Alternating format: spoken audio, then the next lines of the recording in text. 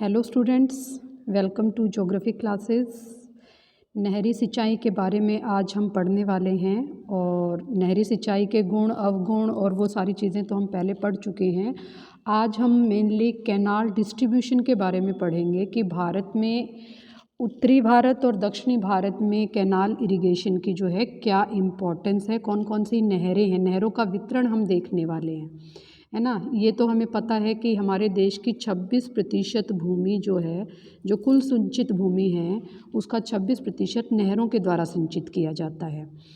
तो इस 26% भूमि में से ज़्यादा भूमि उत्तर भारत की नहरों के द्वारा सिंचित की जाती है और दक्षिणी भारत में नहरों के द्वारा सिंचाई है वो कम है। ये चीज़ें हम पहले देख चुके हैं और आज हम वितरण की तरफ चलते हैं। हम तो राज्यवार जो है हम नहरों का वितरण पढ़ेंगे। ओके, तो सबसे पहले हम जो है उत्तर प्रदेश की नहरों के बारे में पढ़ते हैं। उत्तर प्रदेश जो है वो उत्तर प्रदेश राज्य की अगर हम बात करें और यहाँ पर नहरों के वितरण की बात अगर हम करें तो देश का जो उत्तरी राज्य का जो पूर्वी भाग है वहाँ पर क्योंकि वर्षा की मात्रा ज़्यादा होती है तो यहाँ पर नहरों का वितरण कम है, नहरों की ज़रूरत भी कम है। लेकिन जो देश का पश्चिमी उत्तर प्रदेश है ना, और उसके साथ उत्तराखंड का जो क्षेत्र है, तो पश्चिमी उत्तर प्रदेश में नहरों की ज़रूरत भी ज़्यादा है और नहरों की मात्रा भी ज़्यादा है। तो ये कौन कौन सी नहरें हैं, इनको जो है हम एक एक करके जो है देखने वाले हैं। उत्तर प्रदेश की 35% भूमि की सिंचाई जो है वो नहरों के द्वारा होती है। ठीक है, राज्य की कुल बोई भूमि का 35% भाग जो है वो किसके द्वारा सिंचित होता है? नहरों के द्वारा। ओके, तो अब हम जो है इसमें जो विभिन्न नहरें यहाँ पर पाई जाती हैं, है ना, जो विभिन्न नहरें हैं, इन नहरों के बारे में विस्तार से जानेंगे कि किस तरह से इन नहरों का वितरण जो है यहाँ उत्तर प्रदेश में फैला हुआ है। तो सबसे पहले हम ऊपरी गंगा नहर की बात करते हैं। जैसा कि नाम से ही पता चल रहा है कि ये गंगा के ऊपरी क्षेत्र में जो है निकाली गई है। तो इसकी लोकेशन अगर हम देखें तो ये हमारी जो है ये ऊपरी गंगा नहर है। ठीक है, ये कहाँ से निकाली गई है? जो हरिद्वार स्थान है वहाँ से जो है ये गंगा नदी से निकाली गई है और अकेली नहर की लंबाई 342 किलोमीटर है और अगर इसकी शाखाओं को भी मिला लिया जाए तो 6200 किलोमीटर लंबी जो है ये होती है। ठीक है, 6200 किलोमीटर लंबी जो है ये नहर है अपनी सभी शाखाओं के साथ। तो ये जो नहर है ये 11 स्थानों पर कृत्रिम जलप्रपात बनाकर जल विद्युत इससे पैदा की जाती है। 11 जो है विभिन्न प्रकार के जलप्रपात इसमें बनाए गए हैं नहर के ऊपर और केवल सिंचाई ही नहीं, जल विद्युत के लिए भी इसका अच्छा प्रयोग जो है किया जाता है। ये जो नहर है ये क्या करती है? उत्तर प्रदेश के 7 लाख हेक्टेयर भूमि को सींचती है। ठीक है, 7 लाख हेक्टेयर भूमि को सींचती है और कौन कौन से ज़िले हैं? सहारनपुर, मुजफ्फरनगर, बुलंदशहर, मेरठ, यानी कि ऊपर के जो ज़िले हैं, इस नहर के मार्ग में जो ज़िले पड़ते हैं उनकी सिंचाई जो है इसके द्वारा की जाती है। तो ये तो हो गई ऊपरी गंगा नहर की बात। अब जो है हम निचली गंगा नहर की बात करते हैं। निचली गंगा नहर जो है वो बुलंदशहर, जो एक मैदानी इलाका है, वहाँ से निकाली गई है। तो ये जो है आपकी जो है निचली गंगा नहर है, जो गंगा नदी के साथ साथ जो है निकाली गई है। तो इस निचली गंगा नहर को 2 शाखाओं में बांटा गया है, एक कानपुर शाखा और एक जो है इटावा शाखा। तो यहाँ पर कानपुर की तरफ एक शाखा जाती है और एक इटावा की तरफ शाखा जाती है। तो इन सभी शाखाओं के साथ इस नहर की लंबाई है 8800 किलोमीटर, यानी कि 8800 किलोमीटर जो है इसकी लंबाई है। और जो ज़िले यहाँ पर पड़ते हैं वो बुलंदशहर, अलीगढ़, एटा, इलाहाबाद, फर्रुखाबाद, कानपुर, फतेहपुर, ये ज़िले हैं जिनकी सिंचाई की जाती है। तो ये 5 लाख हेक्टेयर भूमि जो है इसके द्वारा सिंचित होता है निचली गंगा के नहर। तो निचली और ऊपरी गंगा नहर को अगर मिला दिया जाए तो गंगा नदी से निकाली गई नहरों के द्वारा 12 लाख हेक्टेयर भूमि की सिंचाई होती है। ठीक है, 12 लाख हेक्टेयर भूमि की सिंचाई होती है। इसके बाद हम शारदा नहर पे चलते हैं। शारदा जो नहर है, ये नहर जो है इसकी लोकेशन अगर हम देखें तो यहाँ पर ये जो है शारदा नहर है और इस शारदा नहर से केवल एक नहर नहीं है, ये नहरों का बहुत बड़ा तंत्र है, क्योंकि इससे और भी बहुत सारी नहरें जो हैं निकाली गई हैं।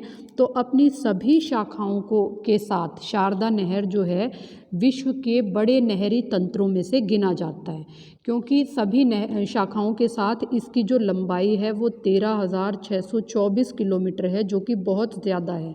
13,624 किलोमीटर लंबी नहरें हैं ये, और 8 लाख हेक्टेयर भूमि को जो है ये सिंचित करती है। ठीक है, तो 8 लाख हेक्टेयर भूमि जो है इसके द्वारा सिंचित होती है, और इसमें भी सिंचाई के साथ साथ जल विद्युत भी यहाँ पर पैदा की जाती है। इसके बाद जो है हम पूर्वी यमुना नहर पे चलते हैं। पूर्वी यमुना नहर क्या है? जो यमुना नहर है, जो यमुना नदी है, उस यमुना नदी के पूर्व की तरफ जो नहर निकाली गई है उसको हम पूर्वी यमुना नहर कह रहे हैं। और इसकी लोकेशन अगर हम देखें तो वो मैप पे जो है ये होगी। तो इसमें जो है सहारनपुर और फैज़ाबाद जो है स्थान है, जिनकी सहारनपुर, फैज़ाबाद, गाज़ियाबाद, मेरठ, सहारनपुर, मुजफ्फ़रनगर, इन ज़िलों की सिंचाई जो है होती है। और ये जो है 1450 किलोमीटर लंबी नहर है, और ये यमुना के समानांतर चलने के बाद यमुना में ही मिल जाती है। यानी कि यहाँ पर फैज़ाबाद स्थान पर ये नहर निकाली गई है, और उसके बाद यमुना के साथ साथ चलकर जो है ये ओखला के निकट यानी कि दिल्ली के पास जो है यमुना नदी में ही मिल जाती है। तो इस तरह ये यमुना नहर की बात हो गई। अब हम आगरा नहर की बात कर लेते हैं। आगरा नहर जो है वो यमुना नदी से निकाली गई है, और यमुना नदी के नीचे के जो ज़िले हैं, है ना, यमुना नदी के नीचे के जो ज़िले हैं उनकी सिंचाई जो है ये करती है। और आगरा नहर केवल यूपी के ही नहीं बल्कि जो है राजस्थान के भरतपुर ज़िले की भी जो है 1.5 लाख हेक्टेयर भूमि की सिंचाई करती है। तो ये तो हो गई उत्तर प्रदेश की मुख्य नहरों की बात। इसके अलावा जो है उत्तर प्रदेश में बेतवा नहर, केन नहर, चंबल, मोती, माता टीला बांध, ये नहरें भी जो है निकाली गई हैं। ठीक है, तो उत्तर प्रदेश में सिंचाई के साथ साथ जल विद्युत भी जो है एक महत्वपूर्ण कार्य नहरों का रहा है। अब हम जो दूसरा महत्वपूर्ण राज्य है पंजाब, उसकी बात कर लेते हैं। पंजाब जो है, जिस तरह उत्तर प्रदेश शुष्क जिला नहीं है, उत्तर प्रदेश का पूर्वी जो भाग है वो तो शुष्क बिल्कुल भी नहीं है, पश्चिमी तो फिर भी शुष्क है, लेकिन जो पंजाब राज्य की जो हम बात कर रहे हैं वो पंजाब क्या है, पूरा ही अर्धशुष्क इलाका है। यानी कि यहाँ पर जो है वर्षा बहुत ज़्यादा नहीं होती है, तो वर्षा ज़्यादा न होने के कारण नहरों का महत्व यहाँ पर बहुत ज़्यादा बढ़ जाता है, और नहरी सिंचाई जो है वो पंजाब के कृषि सामर्थ्य का कारण है। यानी कि अगर पंजाब में ये नहरें नहीं होती तो कृषि उतनी नहीं फल फूल रही होती आज जितनी कि आज पंजाब में है, क्योंकि पंजाब की कृषि बहुत उन्नत अवस्था में है, ये तो आप सभी जानते हैं। तो इसके बाद जो है हम अपर बारी दोआब नहर की बात करते हैं। सबसे पहले जो है अपर बारी दोआब नहर है। तो ये अपर बारी दोआब नहर जो है रावी नदी से निकाली गई है। ठीक है, जो रावी नदी है वहाँ से ये निकाली गई है, और इसकी जो लोकेशन है वो ये है, यानी कि उत्तरी जो पंजाब के ज़िले हैं जिसमें अमृतसर और गुरदासपुर आता है, उन ज़िलों की सिंचाई जो है ये करती है, और 3 लाख हेक्टेयर भूमि को सींचती है। और इसके बाद जो है ये नहर पाकिस्तान में भी जाती है और पाकिस्तान को भी सींचती है। जो है पंजाब की दूसरी महत्वपूर्ण नहर है सरहिंद नहर। तो ये सरहिंद नहर जो है आप देखेंगे ये निकाली गई है, सतलुज नदी से निकाली गई है, और रावी नामक स्थान पर निकाली गई है। सतलुज नहर से है, इसका जो मेन कनेक्शन है वो सतलुज नहर से है, सतलुज नदी से है, सतलुज नहर नहीं, सतलुज नदी से है। तो ये जो है सरहिंद नहर है। ठीक है, और ये सरहिंद नहर जो है आगे जाकर 5 शाखाओं में बट जाती है। ये 5 शाखाएं कौन कौन सी हैं? इन 5 शाखाओं में हो गई जो है आपकी पटियाला शाखा, इसके बाद अबोहर शाखा, भटिंडा शाखा, कोटला शाखा और घग्गर शाखा। यानी कि 5 नहरें जो हैं इसके द्वारा निकाली गई हैं। नहर की जो लंबाई है वो कम है, लेकिन सिंचाई का महत्व काफ़ी ज़्यादा है, क्योंकि ये जो है पंजाब की 7 लाख हेक्टेयर भूमि को सींचती है। ठीक है, तो ये जो है सरहिंद नहर की बात हो गई। तो सरहिंद नहर के बाद जो है भाखड़ा नहर इम्पॉर्टेंट है। तो ये जो भाखड़ा नहर है ये भी सतलुज नदी से निकाली गई है। हमारी सरहिंद नहर है ये भी जो है सतलुज से निकाली गई है, और भाखड़ा नहर है ये भी सतलुज से निकाली गई है। तो सतलुज नदी पर नंगल बांध बनाया गया है और वहाँ से जो है ये नहर निकाली गई है। तो ये जो है आपकी भाखड़ा नहर हो गई। ठीक है, ये भाखड़ा नहर जो है पंजाब के रोपड़ और पटियाला को सींचने के बाद क्या करती है, ये हरियाणा में प्रवेश करती है और हरियाणा के हिसार सिरसा जिलों को सिंचित करती है। तो ये भाखड़ा नहर की बात हो गई। इसके बाद हम बीकानेर नहर की बात करते हैं। बीकानेर नहर का निर्माण तो मुख्यतः राजस्थान के लिए किया गया, लेकिन क्योंकि ये सतलुज नहर से निकाली गई है तो ये पंजाब का जो फिरोजपुर ज़िला है वहाँ को सिंचित करती है, और उसके बाद ये राजस्थान में जाकर वहाँ की भूमि को सिंचित करती है। इसके बाद जो है हम आते हैं पोंग बांध नहर पर। ये पोंग बांध नहर जो है व्यास नदी से निकाली गई है। ठीक है, और ये पंजाब और हरियाणा, राजस्थान इन तीनों जिलों की 17 लाख हेक्टेयर भूमि को सिंचित करती है। तो इस तरह ये जो है पंजाब की इम्पोर्टेंट नहरें हैं, और पंजाब में सिंचाई के लिए नहर एक बहुत महत्वपूर्ण साधन है। ठीक है, इसके बाद हम अपने राज्य हरियाणा पर आते हैं। तो हरियाणा जो है हरियाणा भी एक अर्ध शुष्क जिला है, और विशेष रूप से इसका ये जो है, लेकिन हरियाणा में नहरों के वितरण में एक गड़बड़ी कह सकते हैं, या एक जो है पक्षपात कह सकते हैं, या कह सकते हैं कि शायद समय के साथ ये डेवलप होगा कि ये जो दक्षिणी हरियाणा है ना, जिसमें हम बैठे हैं, दक्षिणी हरियाणा में जिलों नहरों का जो वितरण है वो काफ़ी कम है, बहुत कम है, और उत्तरी जो हरियाणा है वहाँ पर नहरों का वितरण काफ़ी अधिक है। तो समय के साथ जो है शायद इसको डेवलप किया जाएगा, क्योंकि अब जो है नहरें धीरे धीरे आ रही हैं, ये आप सभी को पता है, लेकिन उतनी नहरें नहीं हैं जितनी कि उत्तरी हरियाणा में हैं और पंजाब में हैं। उतनी नहरें जब आ जाएंगी तो जो है दक्षिणी हरियाणा की कृषि भी जो है बहुत फलेगी फूलेगी। तो हरियाणा के 50% भूमि पर जो है नहरों के द्वारा सिंचाई की जाती है। तो यहाँ की नहरें जो हैं हम देख लेते हैं। सबसे पहले पश्चिमी यमुना नहर। अब पश्चिमी यमुना नहर जो है ये यमुना नदी है। ठीक है, यमुना नदी जो हरियाणा की बाउंड्री पर जो बहती है, इस यमुना नदी के पूर्व की तरफ यूपी में नहर थी, पूर्वी यमुना नहर, ये हम पढ़ चुके हैं। और पश्चिम की तरफ जो है पश्चिमी यमुना नहर है, जो कि हरियाणा को सिंचित करती है। तो ये पश्चिमी यमुना नहर जो है वो ताजेवाल स्थान से निकाली गई है, जो कि यमुनानगर में है। यमुनानगर के ताजेवाल स्थान से ये निकाली गई है, और इस पश्चिमी यमुना नहर की कुल लंबाई जो है वो कितनी है, 3200 किलोमीटर है। ठीक है, और इसके बाद 3 शाखाएं जो है निकलती हैं, दिल्ली शाखा, हाँसी शाखा। इसको देख लेते हैं हम। यहाँ पर ये जो है दिल्ली शाखा हो गई, इसके बाद ये इधर हाँसी शाखा हो गई, और ये जो है सिरसा शाखा हो गई। तो इस तरह जो है पश्चिमी यमुना नहर से 3 नहरें और निकाली गई हैं। तो इस नहर तंत्र के द्वारा, पश्चिमी यमुना नहर तंत्र के द्वारा जो है हरियाणा के काफ़ी उत्तरी जिलों की सिंचाई होती है। इसके बाद जो है हम भाखड़ा नहर पर आते हैं। भाखड़ा नहर जो है पंजाब के रोपड़ और पटियाला जिलों को सींचने के बाद टोहाना के निकट, यहाँ जो है जींद में जो टोहाना है वहाँ पर ये हरियाणा में प्रवेश करती है।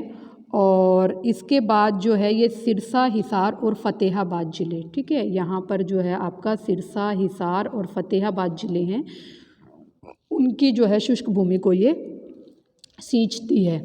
और ये भाखड़ा नहर की कई शाखाएं जो है यहाँ पर हैं, जैसे रतिया शाखा, रोड़ी शाखा, बरवाला शाखा और फ़तेहाबाद शाखा।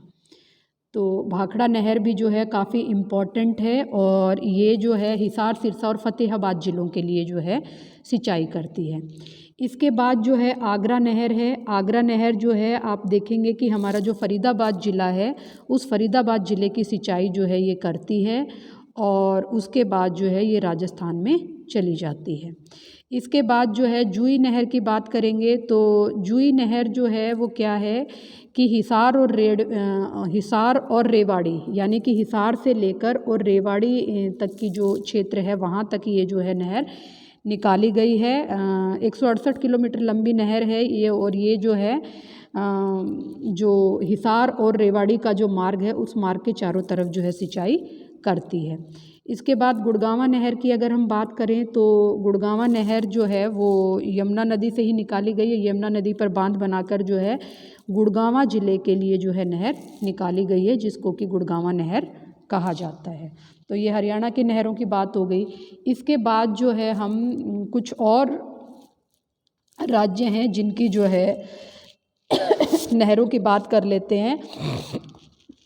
तो बिहार की नहरों की बात करते हैं। बिहार जो है वो पर्याप्त वर्षा वाला राज्य है, लेकिन फिर भी जो है वर्षा की अनियमितता यानी कि समय पर वर्षा नहीं होने के कारण यहाँ पर भी सिंचाई की ज़रूरत पड़ती है। और दूसरा जो है बाढ़ों पर नियंत्रण करने के लिए भी नहरों को बनाना पड़ता है, क्योंकि यहाँ पर जो है कोसी और सोन नदी, गंगा और यमुना नदी, इन सब से क्या है बाढ़ जो है वर्षा ऋतु में आ जाती है। तो नहरें अगर होंगी तो वो जल बट जाएगा। तो इसलिए जो है सिंचाई के साथ साथ बाढ़ से बचाव के लिए भी जो है बिहार की नदियों से नहरें निकाली गई हैं। तो सबसे पहले पूर्वी सोन नहर की बात कर लेते हैं। पूर्वी सोन नहर क्या है, सोन नदी के दाहिने किनारे से निकाली गई है, ठीक है। इसके बाद जो है पश्चिमी सोन नहर है, जो कि जो सोन नदी है इसके बाएं किनारे से निकाली गई है। इसके बाद कोसी बांध की नहर जो है बहुत इम्पॉर्टेंट है, क्योंकि कोसी नदी जो है ना, कोसी नदी बिहार का शोक कहा जाता है। ये तो आपको पता ही है, क्योंकि कोसी नदी बहुत ही ज़्यादा बाढ़ लेकर आती थी। क्योंकि कोसी जो है नेपाल के उस प्रदेश से आती थी जहाँ पर वर्षा बहुत होती थी। तो वर्षा का जल उसमें मिल गया और जो है प्लस हिम नदियों का जल भी उसमें मिल गया। तो बहुत ज़्यादा उफान पर कोसी नदी रहती थी। तो कोसी नदी पर बांध बनाकर, एक नहीं कई बांध कोसी नदी पर बनाए गए हैं। उसके बाद ही कोसी नदी का जो विभत्स रूप है उसको कंट्रोल किया जा सका है। तो कोसी नदी पर भी जो है पूर्वी कोसी नहर, पश्चिमी कोसी नहर निकाली गई हैं। और जो है बिहार की 8 लाख हेक्टेयर भूमि की सिंचाई कोसी नहर की बांध के द्वारा जो है की जाती है। और इसके साथ साथ जो है ये नेपाल की भूमि को भी सिंचित करती है। इसके बाद गंडक जो नहर है उस पर गंडक नदी पर भी जो है बांध बनाकर कई नहरें निकाली गई हैं। और इससे जो है गंडक बांध से तिरहुत नहर और सारण नहर जो है ये महत्वपूर्ण है, बड़ी नहरें हैं। और इसके अलावा भी कई छोटी नहरें निकाली गई हैं। गंडक नदी पर ही एक और नहर जो है निकाली गई है, जिसको जो है गंडक नदी से निकाली गई है, ठीक है। गंडक नदी से जो है एक और त्रिवेणी नहर यहाँ पर निकाली गई है। तो ये जो है बिहार की नहरों की बात हो गई। अब हम जो है पश्चिम बंगाल की नहरें देख लेते हैं। तो पश्चिम बंगाल की जो नहरें हैं, पश्चिम बंगाल भी एक ऐसा राज्य है जहाँ पर वर्षा की मात्रा काफ़ी अच्छी होती है। और वास्तव में देखा जाए तो सिंचाई की कोई बहुत आवश्यकता नहीं है, लेकिन वही बात कि मानसून के समय पर ना आने के कारण, क्योंकि ये जो है सारा धान वाला इलाका है, तो इनको जो है पानी काफ़ी मात्रा में चाहिए होता है। तो वर्षा का जो गैप आता है, मानसून का जो गैप है, उस गैप को फिल करने के लिए यहाँ पर नहरों की आवश्यकता होती है। तो और दूसरा जो है बाढ़, पश्चिम बंगाल में भी काफ़ी बाढ़ आती हैं। तो बाढ़ पर नियंत्रण करने के लिए भी यहाँ पर बांध बनाकर नहरें निकाली गई हैं। तो ये जो है मिदनापुर नहर है, जो कि कोसी नदी से निकाली गई है। मैंने कहा था ना कि कोसी नदी से कई नहरें निकाली गई हैं, तब जाकर जो है कि कोसी को कंट्रोल किया गया है। तो मिदनापुर नहर जो है कोसी से निकाली गई है। इसके बाद मयूराक्षी योजना है। मयूराक्षी योजना की नहरें यानी कि मयूराक्षी नदी है, उस नदी पर जो है बांध बनाकर जो है कनाडा बांध और तिलवाड़ा बांध जो बनाकर जो है नहरें निकाली गई हैं। इसी प्रकार ईडन नहर है, जो कि दामोदर नदी से निकाली गई है। और दामोदर घाटी योजना के बारे में तो आप लोगों को पता ही है कि दामोदर घाटी पर जो है बांध बनाकर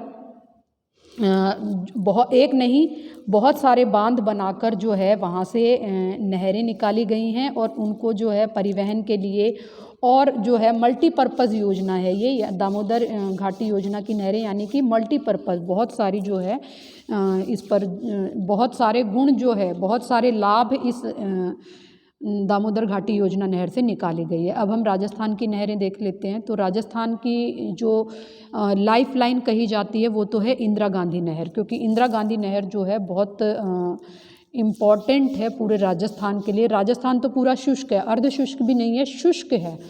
तो राजस्थान की प्यासी भूमि को सींचने के लिए इंदिरा गांधी नहर जो है वो बहुत इम्पॉर्टेंट है। इंदिरा गांधी नहर सतलुज और व्यास नदी के संगम पर जो है हरिके बैराज बांध बनाया गया है और वहाँ से जो है इंदिरा गांधी नहर निकाली गई है।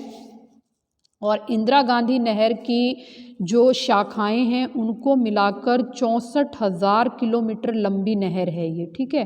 64,000 किलोमीटर लंबी नहर, यानी कि पूरे राजस्थान में जो है इसके द्वारा वितरिकाएँ निकाली गई हैं। डिस्ट्रीब्यूटरीज जो हैं जो कि पूरे राजस्थान की भूमि को सिंचित करती है। 11 ज़िलों की 10 लाख हेक्टेयर भूमि को सिंचित करती है इंदिरा गांधी नहर राजस्थान की, ठीक है।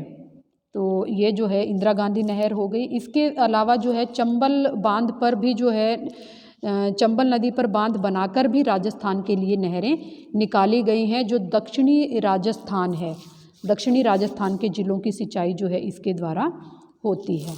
तो ये तो हो गई उत्तरी भारत की नहरों की बात। अब हम जो है दक्षिणी भारत की तरफ चलते हैं। और दक्षिणी भारत में, जैसा मैं पहले बता चुकी हूँ कि दक्षिणी भारत में नहरों का वितरण कम है। उसके कई कारण हैं जो है, क्योंकि यहाँ की जो भूमि है वो पथरीली है और बहुत दृढ़ भूखंड है। तो यहाँ पर नहरें निकालना जो है वो काफ़ी जो है आप उसको कहेंगे कि मेहनत का काम है। उस पथरीली भूमि को काटना और नहरें निकालना बहुत ही मेहनत का काम है। और दूसरा, यहाँ की जो नदियाँ हैं, यहाँ की नदियों में उतना जल नहीं है जितना उत्तर भारत की नदियों में है, क्योंकि ये सदावाहिनी नदियाँ नहीं है। पूरा साल एक जितनी मात्रा में जल यहाँ पर नहीं रहता है। तो इसलिए दक्षिण भारत में जो है नहरों के निर्माण के अनुकूल दशाएं भी नहीं हैं। और इसके साथ जो है यहाँ की जो नहरों की संख्या है वो कम है, काफ़ी कम है। और हैं भी छोटी छोटी नहरें, दक्षिण भारत की नहरें छोटी भी हैं और संख्या में भी कम है, ठीक है। जो ज़्यादा नहरें बनाई गई हैं वो कहाँ बनाई गई हैं, ये जो पूर्वी तटीय मैदान है इसके पास जो है यहाँ पर जो नदियों के डेल्टा है, जहाँ थोड़ी नरम भूमि है, वहाँ पर जो है नहरें निकाली गई हैं। तो राज्यवार हम देख लेते हैं। तमिलनाडु में सिंचाई का बहुत ज़्यादा महत्व इसलिए है क्योंकि ये जो राज्य है ये आगे बढ़ते मानसून से वर्षा प्राप्त नहीं करता है।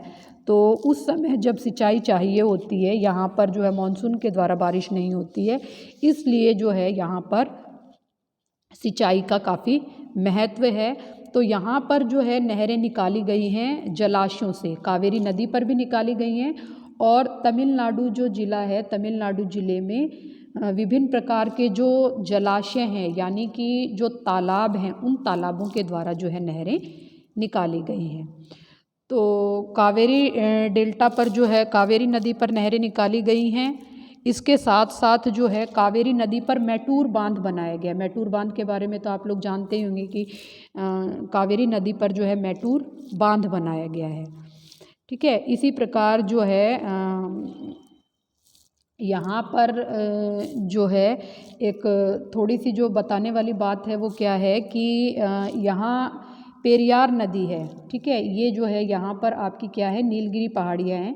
इन नीलगिरी पहाड़ियों के पश्चिम की तरफ जो है पेरियार नदी बहती है, ठीक है। ये पेरियार नदी जो है अरब सागर में गिरती थी। तो इस नदी के जल को बांध बनाकर रोका गया और उसके बाद इसकी दिशा जो है इधर की तरफ मोड़ी गई। तो ये इंजीनियरिंग का जो है एक श्रेष्ठ उदाहरण है। ये तमिलनाडु की नहरों की बात हो गई। इसके बाद हम आंध्र प्रदेश की नहरों की बात करते हैं। आंध्र प्रदेश में जो है गोदावरी नदी, कृष्णा नदी और इसकी सहायक नदियों पर जो है बांध बनाए गए हैं। जैसे गोदावरी नदी जो है, इस गोदावरी नदी पर 2 बांध जो है बनाए गए हैं, ठीक है। 2 बांध जो है गोदावरी नदी पर बनाए गए हैं। और इसके साथ साथ जो कृष्णा नदी है, कृष्णा नदी पर भी जो है 3 बांध बनाए गए हैं। कृष्णा नदी पर जो है 3 बांध निकाल कर सिंचाई की गई है। कृष्णा की सहायक नदी तुंगभद्रा है, उस पर भी जो है बांध बनाया गया है। तो इस तरह गोदावरी और कृष्णा नदियों से बांध जो है आंध्र प्रदेश में निकाले गए हैं। अब महाराष्ट्र की तरफ चलते हैं।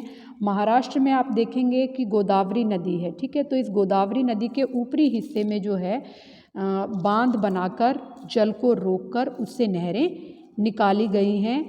और इसके साथ जो है गोदावरी नदी पर तो कई नहरें निकाली गई हैं। जो तापी नदी है और इसके साथ ही भीमा नदी की सहायक नदी है, वहाँ से भी जो है नहरें निकाली गई हैं। तो ये जो है महाराष्ट्र की बात हो गई। अब हम जो है केरल की नहरों की बात कर लेते हैं। केरल में भी जो है छोटी छोटी कई नहरें जो है निकाली गई हैं। इसके बाद उड़ीसा की अगर हम बात करें तो उड़ीसा में महानदी पर हीराकुंड बांध है। ये तो महत्वपूर्ण बांध है, आप सभी को पता है। तो हीराकुंड बांध से जो है नहरें निकाली गई हैं जो उड़ीसा और आसपास के राज्यों की भूमि की जो है सिंचाई करती हैं। तो ये जो है उड़ीसा की नहरों की जो है बात हो गई। इसके जो है नहरी सिंचाई के गुण और अवगुण हम अपनी पिछली क्लास में देख चुके हैं। तो ये जो है कोशिश की है मैंने आपको कि मैप के माध्यम से इसको अच्छे से जो है एक्सप्लेन कर पाऊँ। कितनी सफल हुई ये तो नहीं पता, आप लोग ही बताएंगे, लेकिन इस वीडियो को अंत तक देखने के लिए आप सभी का बहुत बहुत धन्यवाद।